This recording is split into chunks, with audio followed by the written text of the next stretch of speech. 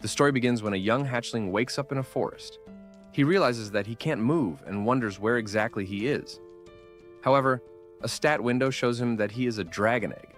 The stat window appears, and a voice tells him all his current abilities with numerical values for ease of understanding. He is confused and asks who this voice is. However, he's simply ignored, as the voice can't relay that information as of now, seeing as he is at level 1. He falls from the tree and obtains the falling resistance skill and the title Klutz. He sees his reflection in the lake and realizes that he's an egg, causing him to freak out. The voice then tells him that a dragon egg is an F-rank monster and an offspring of a dragon. However, it dies once it leaves its egg. He is shocked at this and is told he's dumb, with a low brain capacity, so rolling is all he's good for. However, he can become a fearsome dragon with age, but right now he is a gourmet delicacy, as it's common practice among adventurers to destroy any dragon egg they find. He starts to roll and keeps rolling at full speed. His skills, falling resistance and klutz, level up to level 2, but his HP drops to 3. He decides to take a break, which helps him recover all his HP. He starts to imagine if he'll really hatch into a dragon, but wonders how he'll get to that stage, questioning if it's like in RPGs where he has to earn EXP to level up and then evolve or something. He notices a giant-looking insect and finds out that it's a dark worm known as an egg eater, which means he's cooked.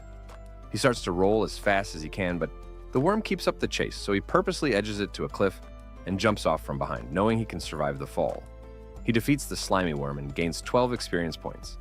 Jack realizes that he gets EXP when he beats things, so it's somewhat like a game.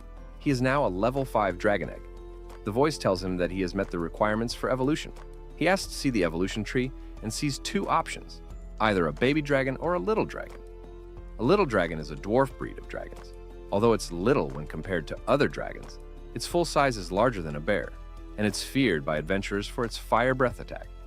The baby dragon has very tender meat that is considered exquisite. It's not suited for battle due to its short claws and fangs.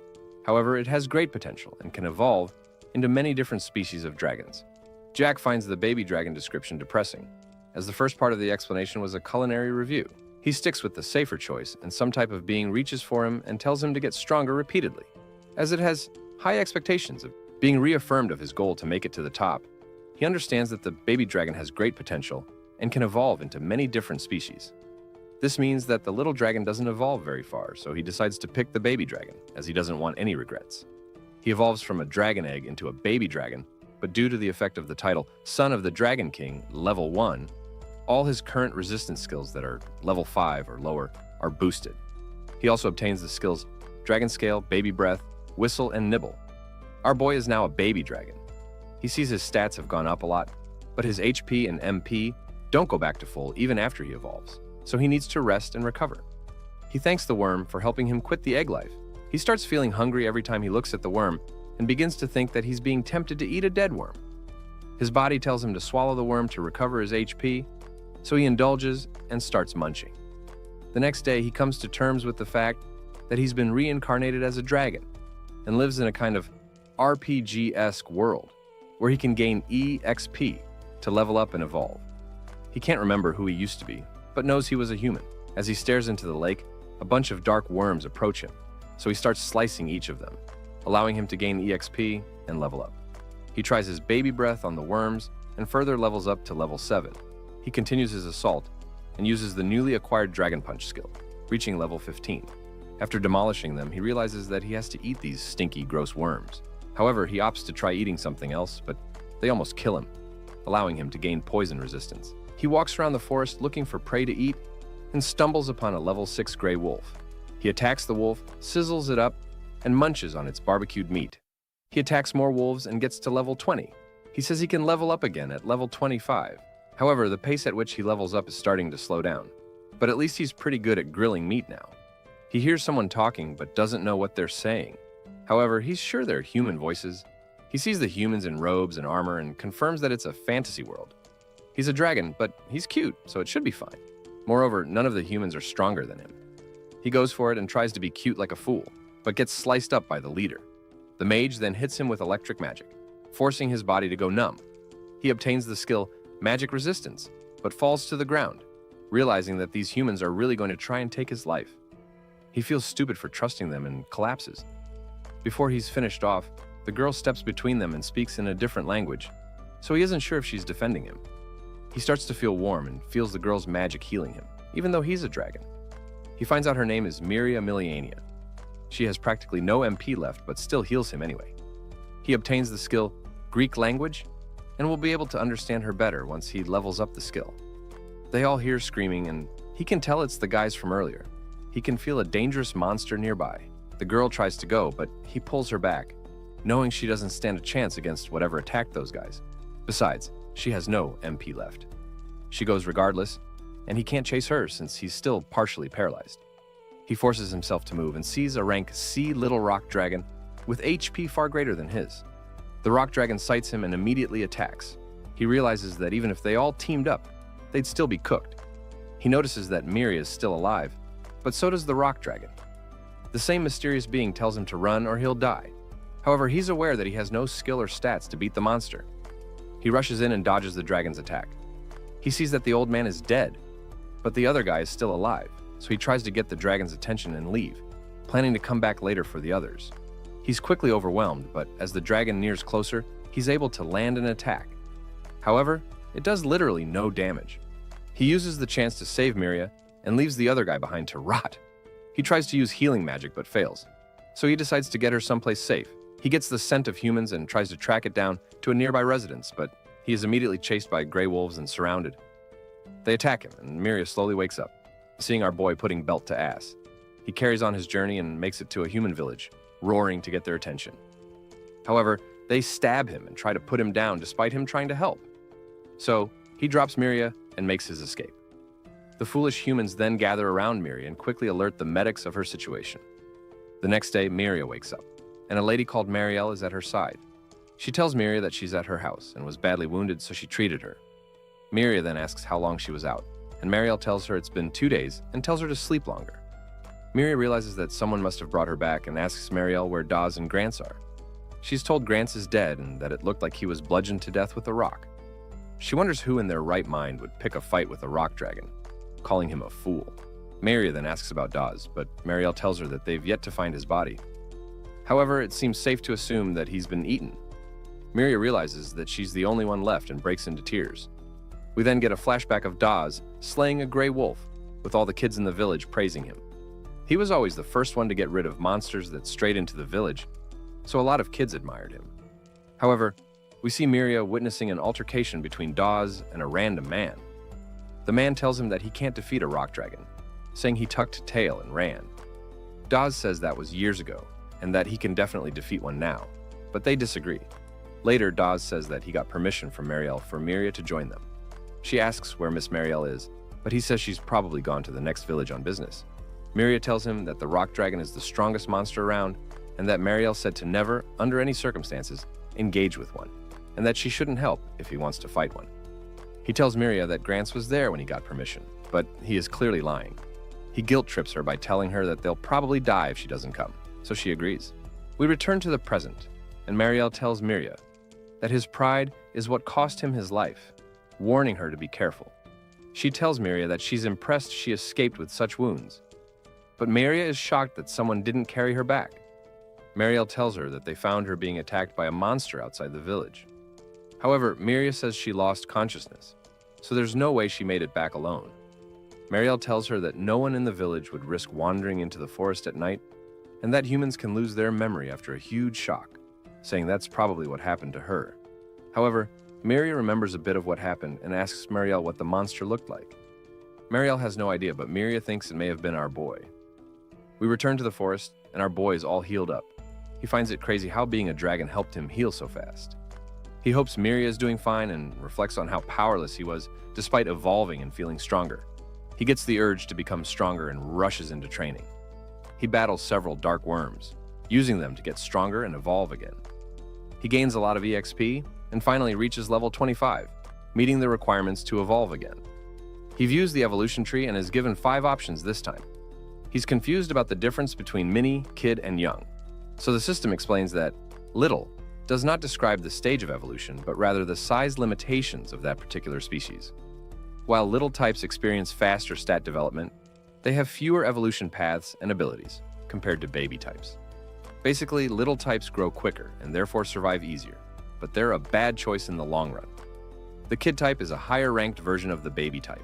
Mini types have fewer evolution choices but enjoy the benefit of having a stable evolution tree. He asks about the young dragon but gets no response. He thinks hard about the choice he's about to make. He looks through them all again, starting with the mini dragon. They have the same stature as the little dragon but have slow growth with limited evolution choices. However, in exchange, many of its future evolutions have great potential. He skips those and gets to the next option. This one has a protective spirit and swears to live for others' sake. It can make use of numerous white magic spells, but its fighting capability is not very high. The kid dragon is once again the next one up after his, with its abilities improved. The next one is the kid marble dragon, a dragon that has undergone a mutation and has stronger magic than a normal dragon. The last one is the young plague dragon. It's the first stage of an evil dragon that spreads disaster. However, it has not strayed too far from the righteous path and may backtrack. He quickly rejects this one, but the system goes on to say that it has incredibly high intelligence and can use the human transformation skill to visit humans, though generally for nefarious reasons. Upon hearing about human transformation, he realizes that he could go to human villages, but doesn't want to be evil, putting him in a serious dilemma. He figures that he could just learn human transformation and live a pure and honest life. And if it goes wrong, then he could always turn back. He decides to go with the young plague dragon and instantly evolves into the cool-looking dragon. However, he isn't too sure about the whole evil look. He reviews the details of his new skills. His divine voice skill has gone from level 1 to level 2, and he has gained the skill Fly. He also received diseased breath and paralyzing venom claws. He finds this bad, but wonders where the human transformation skill is. However, he's ignored and gets annoyed, seeing as it's the only reason why he picked this calamity dragon. He tries to cope and says that maybe if he levels up, he'll get it, but still receives no valid response. He falls to the ground and wants to know what this divine voice really is, but is told he can't access the information at his current level. He ends up asking about the other skill, and the voice explains that Dragon Scale Powder is a skill that allows the dragon to spread a deadly miasma that affects everything around it by flapping its wings. The dragon can even wipe out an entire nation simply by flying over it if this skill is maxed out, freaking him out. Diseased Breath is an attack that spews a disease-laden miasma, causing debuffs. It's extremely contagious and was once responsible for wiping out an entire civilization, freaking him out even more. He asks about his titles, and the first one is Itty Bitty Hero, a title for those who embody modest courage and whose kindness may someday lead them to heroic status. It also has a major influence on evolution paths. He sees that if he levels this title up, then he'll be able to avoid the evil dragon route.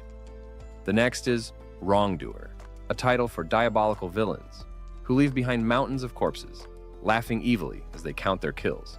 Their damage is slightly increased for dark-type attacks, making learning white magic spells harder. He tells the voice to return that crap to sender and freaks out at the choice he's made, begging to turn back into a baby dragon. We go back to the village, and Miria asks Marielle if they'll be checking all the warding stones in the village. She responds by telling her that these stones create a barrier around the village to prevent monsters from getting in, as it subconsciously encourages them not to wander past that point. However, it's ineffective against monsters that are strong-willed or have some sort of goal in mind. Miria suggests that our boy is one of them, but Marielle doesn't know, as she didn't get a good look at him.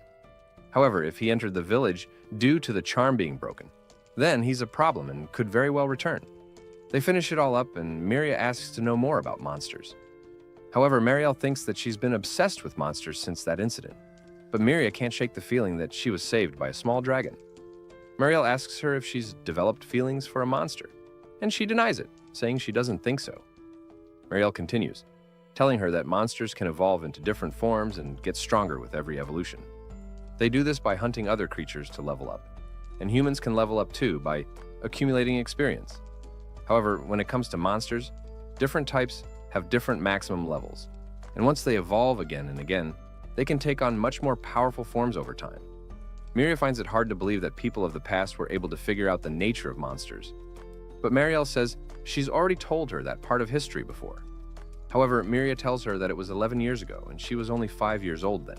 She gives in and tells her that special people appear from time to time who can hear a divine voice, which shares information about monsters, levels, and the like. They are what they call heroes or saints, and are the reason why they know all this. Monsters fight to survive, gain experience, and attempt to evolve. In other words, every monster is driven to seek power and become more ferocious. She tells her that next time she meets the dragon that saved her, he'll probably have evolved into something else much more menacing, turning its claws in her direction. However, Miria shouts and interrupts her, but apologizes straight after.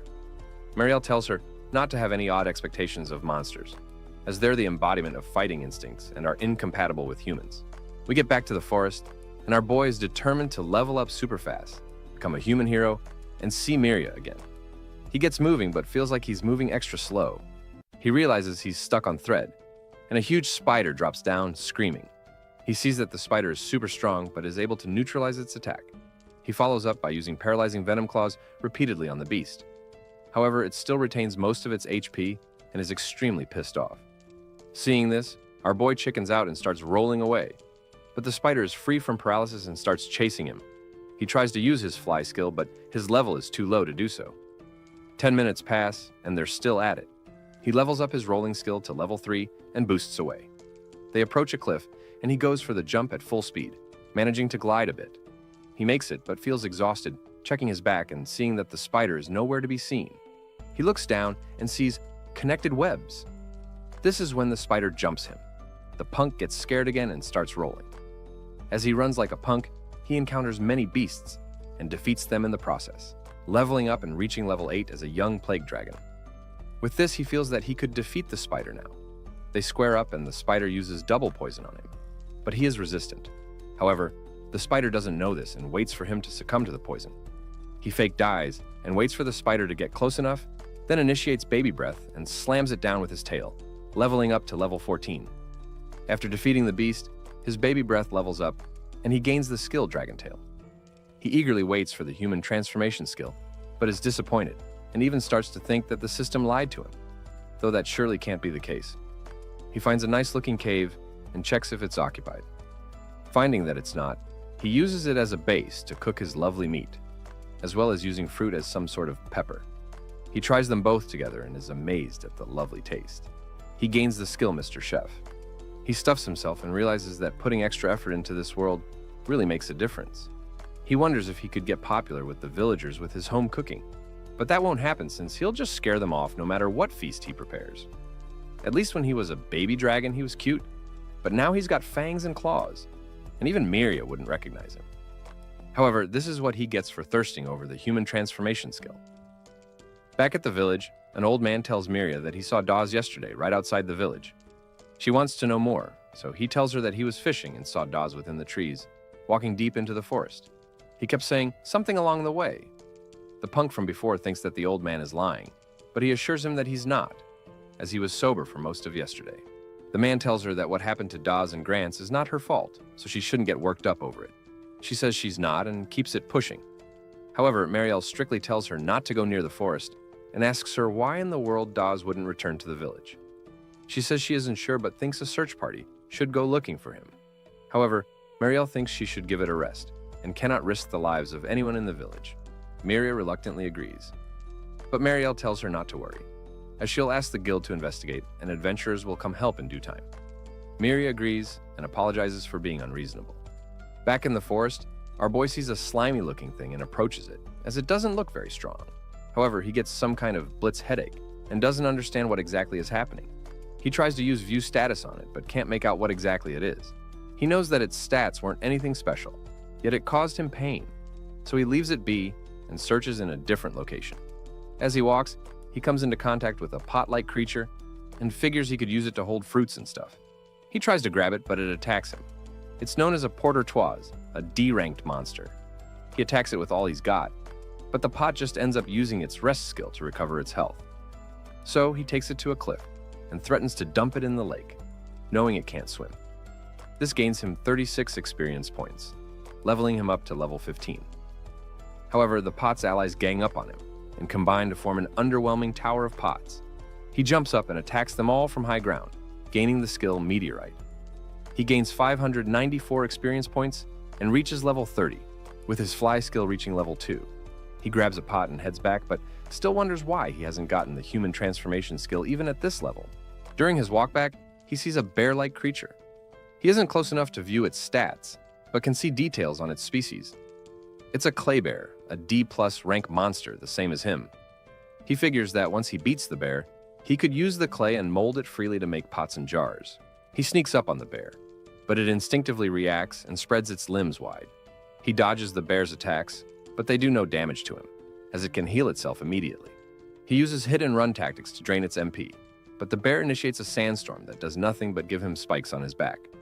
Despite this, he notices that most of its MP was drained in the process, and that the clay softens once it's away from the body. He attacks with this in mind and uses meteorite to pulverize the clay bear, gaining 150 experience points, plus another 150 due to the effect of his walking egg title. This allows him to reach level 33 and gain the skill Nutcracker.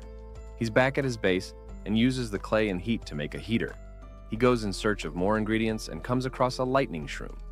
It leaches all the nutrients from the tree it grows on, preventing it from bearing fruit. The nutrients are rich and delicious, but it has a slightly paralyzing poison. He doesn't have resistance to that, so he tosses it away. He approaches the next one and kills it immediately. It's a carnivorous flower, a rare plant that eats animals. However, it can't digest salt, so it accumulates in the white part of the root. Salt is crucial for cooking, so he grabs it. Elsewhere, we see Miria entering the forest, despite what she was told by Marielle. She wants to save Dawes, if he really is alive somewhere in the forest, feeling some foolish guilt over what happened. She's quickly attacked by a dark worm, but is able to put it down with her fire magic. Back with the foodie, he checks out a monster shroom that can walk after reaching maturity and becomes a monster that attacks people. However, it tastes similar to meat and is considered a delicacy, so of course he grabs it. He also finds what is known as piperies. It has a unique aroma that works up an appetite and was once considered the most popular spice. Demand is high among nobility, to the point where it can be valued in gold. He packs them all up, hoping to give them a try. Miria ends her little expedition as if she goes any deeper. She'll be cooked. She decides to take another look on the outskirts of the village, then go home. Meanwhile, the big-backed dragon uses light shrink to light up his den and uses the pot to cook up a delicacy. He tries it and devours it all in one sitting, enjoying the umami and saltiness of the meat. His Mr. Cook title levels up to level 2, but he thinks the bowl is hard to drink from, so he decides to make a new one, as well as a spoon to go with it. Somewhere close by, a young demi-human tells her companion Meltia to wake up, as they'll be arriving soon. They drop down and confirm that this is the forest the guild intended for them to investigate, the Noah forest. We return to the dragon's den, where he takes off all the meat from the wolves and intends to dry the pelts later. He goes out to check on his jerky, but sees a bunch of monkeys snacking on his goods. He chases them immediately and figures he needs to fend them off somehow. So he opts to steep some of the jerky in the poison concoction he made. He goes out and realizes that he can more or less tell if wild plants are poisonous or not. Seeing pretty flowers, he considers using them to decorate his cave and take the edge off his pathetic life. However, he comes into contact with another weird monster, the Venom Princess Lacerda. She possesses a series of venom-related skills and immediately bites him before retreating. The pain starts to kick in, but so does his poison resistance. Due to the strength of the poison, he still falls to his knees and succumbs to the princess's venom. He tries to get, but is heavily affected by the poison. He tries to learn something on the lizard from the divine voice that'll help, and is told that lacerations is rank D and a crafty monster that poisons its prey and flees, then feasts upon its remains after the poison takes effect.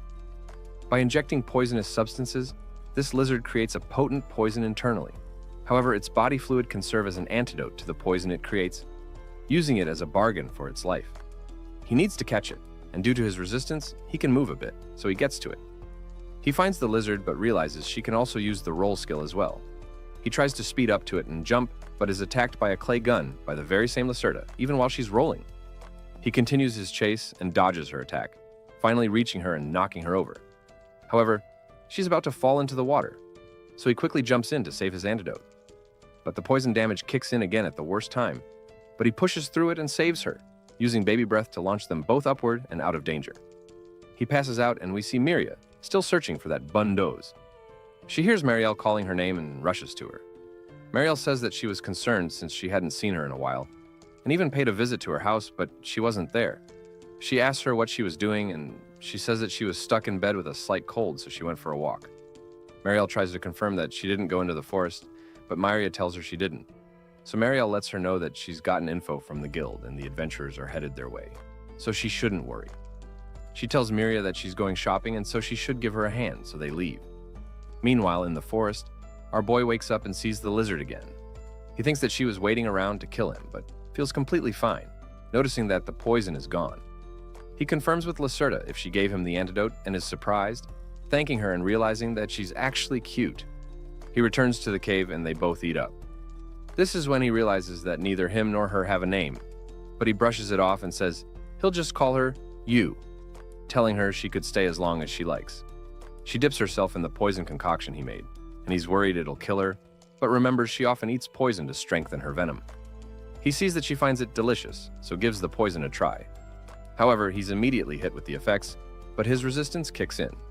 The next day, they're attacked by Dray wolves, but kill them off immediately, making a good team and even sharing their food finds together. Later that night, they lay together and he begs her not to bite him, cuddling up with fine shit throughout the night. The next day, she tries to show him to some yummy eats, but it's all covered in poison mist. It's called a Candida cadaverous, a giant mushroom that emits the odor of a corpse and has a potent poison. But practically no animals would attempt to eat it anyway. He fries it, telling her that she will reek if she eats that, and apologizes. Lacerda fires a clay gun into the bushes, and two dog-like animals come out. They're known as twin heads and are tenacious. Even our boy doesn't know if he'll win. He attacks to draw its attention while Lacerda opts to spray her poison once she finds an opening. But she's denied and attacked by a pressure gravity attack, holding him in place while the twin heads attack. However, Lacerda hits them with a clay bullet, disabling the gravity and freeing him.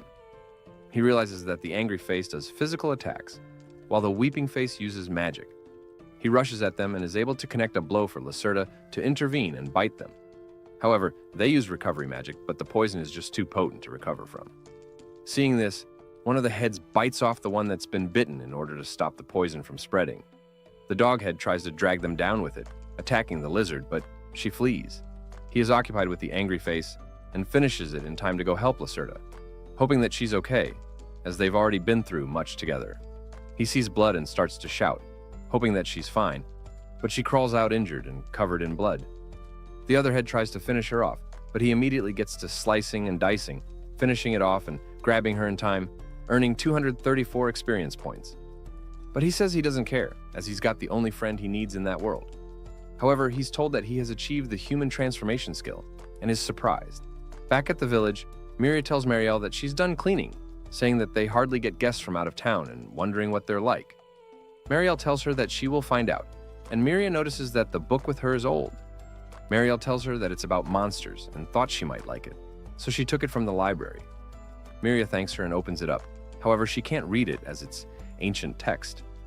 Marielle tells her that it says that dark worms are F rank, and even Miria could beat it. However, a D rank is a different story.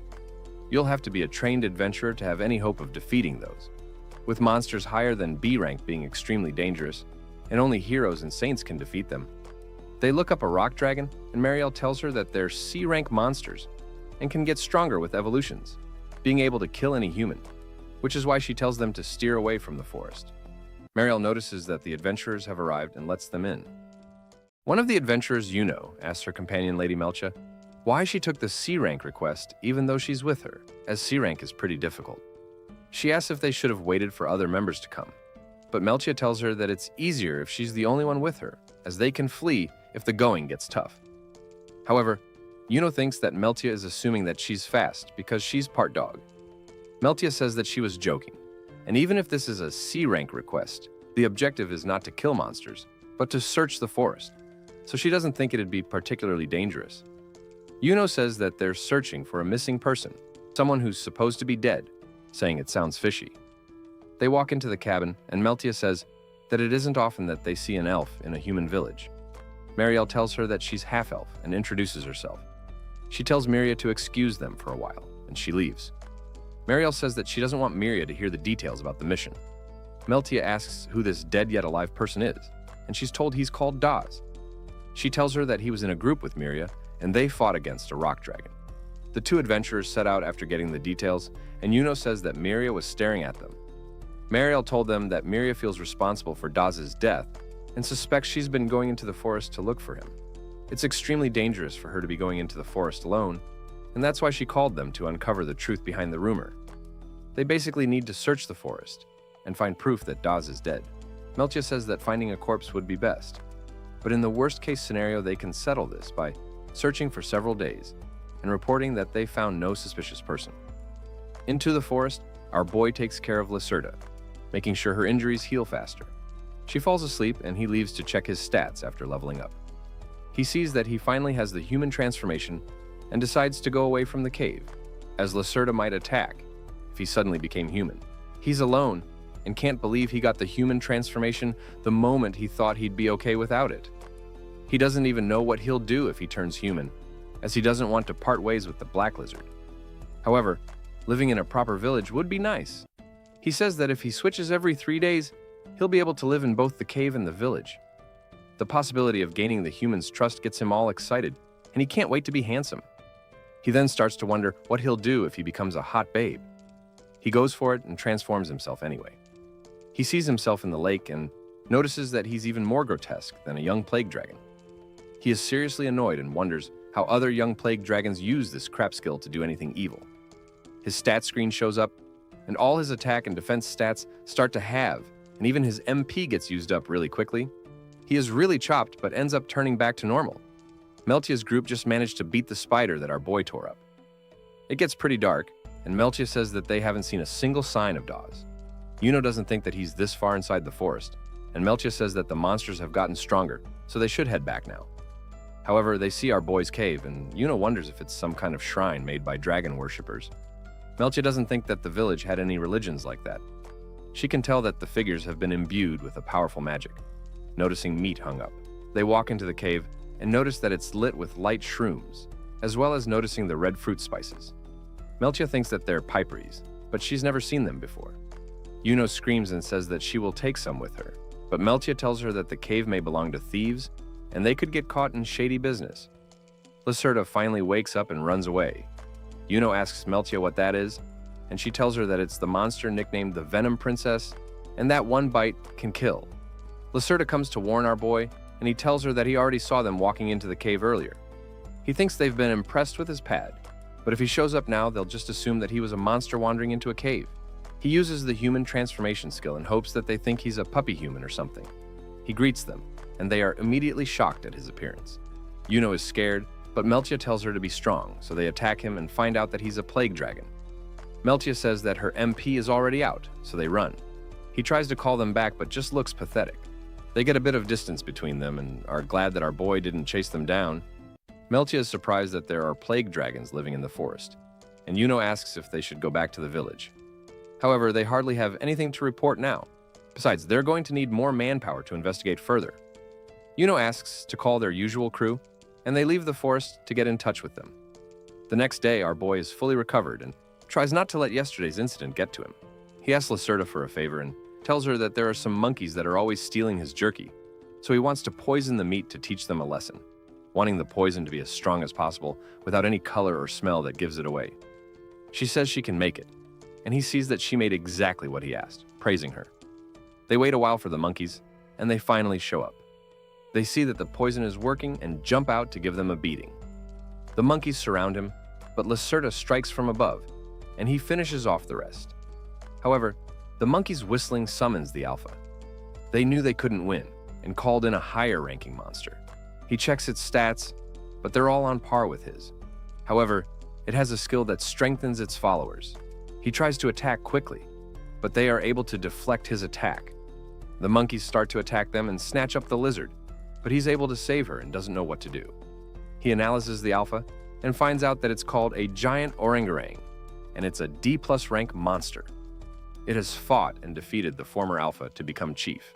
Evolving through battle is considered sacred to the orangutans. They also know a lot of support magic to assist their clan. The information didn't help him, but he thinks he saw telepathic communication among its list of skills earlier. He figures that there's room to negotiate with him and takes one of his people hostage. He uses his telepathy and can tell that our boy knows of his abilities. Our boy tells him that this monkey will die from the poison. However, the lizard can give it an antidote, telling him to leave them alone if she does. The ruler says that that is out of the question, as our boy has proven himself too big of a threat for them to ignore, and so it's better to dispose of him now. Our boy tells him that if the black dragon and himself come at him with all they've got, then none of them will walk out alive. However, the Alpha tells him that weeding out the weak and letting them die is the way of their clan, just as he killed his forefather and ascended the throne. Our boy realizes that there's no room for negotiation and knows they can't go on like this, so he challenges the Alpha in a duel. In this world, duels only occur in disputes between clans or when an Alpha is supplanted.